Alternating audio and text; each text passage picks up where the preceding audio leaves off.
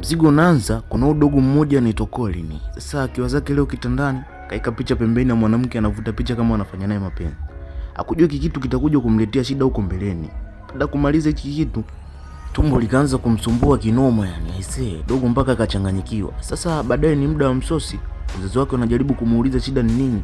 Anasema tumbo linaniuma sana. Mama yake akaamua mtie dawa kidogo ili anywe apunguze maumivu ya tumbo.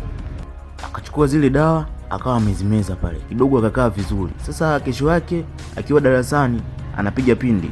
Sasa baadaye kidogo anaanza kusikia mbona kama tumbo alielewi. Anahesabu anaona manuva tu. Akaona sio kweli, bora achoropoki kidogo akimbie chooni. Sasa ile anaenda zake chooni kukojoa. Hakuamini anachokiona. Sinki lote limeloa damu. Aisee, wenzake wanakuja wanaanza kumshangaa. Vipi tena na bleed nini? Sasa wenzake wanakuja kuona, wanakuta dogo amekojoa damu. Wakaanza kumtania pale, upo kwenye siku zako umebleed. Akawa amekimbia. Sasa baadaye akaenda zake kwenye kompyuta na Google ajue tatizo lake ni nini ambalo linamsumbua, lakini hakufanikiwa kupata chochote kile.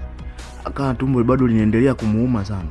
Baadaye kwenye muda wa chakula wazazi wake wanamshangaa kaika mkono tumboni. Wanamuuliza shida ni nini? Dogo akanasema tumbo linanisumbua sana, kama akimbilie chooni. Ile wazazi wake wanaenda kuangalia tu wanakuta dogo anakojoa damu. Usiku huo akamchukua ile ampeleka hospitalini. Baada ya kufikisha hospitalini wakakutana na daktari mmoja hivi wa kike, akajaribu kumkagua dogo, akampa dawa, akawa amekunywa pale. Sasa kesho yake dogo anaelekea zake Sikonga, anaingia darasani tu wadau wanaanza kumtania. Huyo ana bleed, huyo ana bleed kama wanawake. Ise dogo ikamkatisha tamaa kinoma. Baadaye ni muda alianza muda michezo. Dogo amepanga kwenye kukimbia, ise anakimbia. Lakini Colin akamwambia kwamba ticha, kwamba tumbo mimi linanisumbua, siwezi kuendelea na kukimbia na liaza. Ticha yake akamwambia kwamba hapa lazima utakimbia tu. Aisee, dogo anakimbia tu, anafika njiani akadondoka. Wenzake akamchukua pale akamwahi. Ticha wa michezo akambeba akampeleka hospitali ya shuleni. Sasa ile amemshusha kutoka mgongoni, anashangaa kwenye suruali yake imejawa na damu. Hiki kitendo kiliwashangaza sana, wakabidi wampigie wazazi wake ili waje pale wamuone mtoto wao anaendeleaje. Wazazi wao nduki wakaja akamchukua mtoto wao, wanajaribu kumpeleka kwenye hospitali kubwa.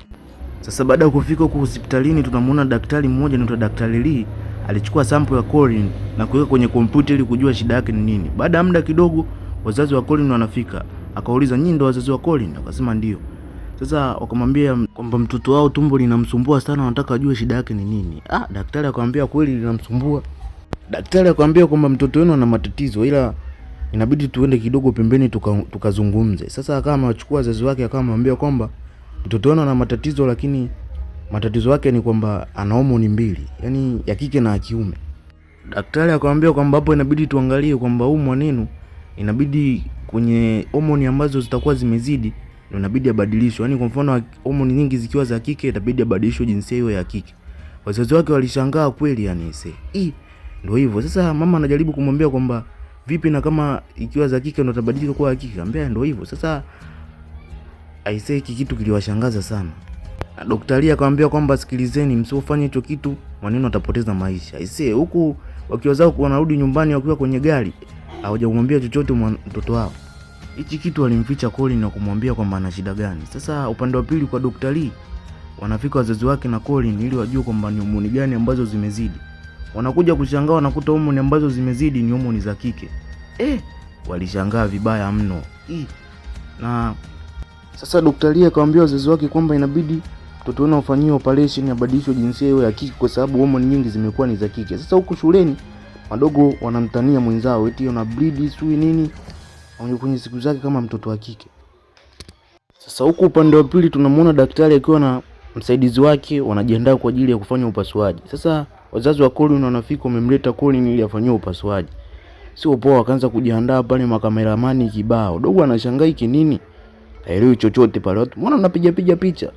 Makameramani kibao, watu wa media hivi wanapiga picha, unajua ni kitu kikubwa kinaenda kutokea. Mama anajaribu kumtuliza mtoto wake ili atulie, ajaribu kufanyia upasuaji. Sasa mpango wa daktari ni kumbadilisha udogo wao wa kike ili aonekane ni daktari bingwa kwa kufanya hiyo upasuaji. Sasa baada ya kumlazimisha sana dogo akamfanyia upasuaji, dogo anakuja kuzinduka na jikuta ameshabadilika jinsia, amekuwa mtoto wa kike. Alilia sana. Na kipande chetu cha kwanza kinaishia hapa. Usisahau kulike, kushare na kucomment ili niwaletee muendelezo mzuri kabisa yani. Shusha comment hapo chini umuone